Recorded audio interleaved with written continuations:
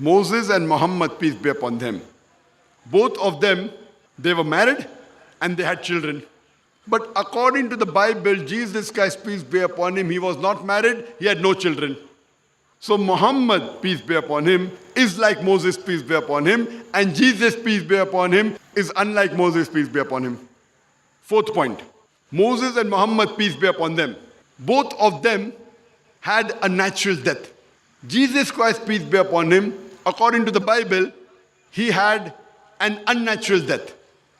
According to the Quran, in Surah Nisa chapter 4 verse 158, he was raised up alive. According to the understanding of the Christians, in the Bible, he was crucified. He died on the cross. Though I can prove from the Bible he did not die on the cross.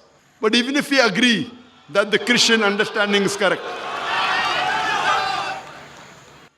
what the Christians say, we have to agree, both according to the Bible as well as the Quran, Jesus Christ, peace be upon him, did not die naturally. That's the reason Muhammad, peace be upon him, is like Moses, peace be upon him, and Jesus, peace be upon him, is unlike Moses, peace be upon him.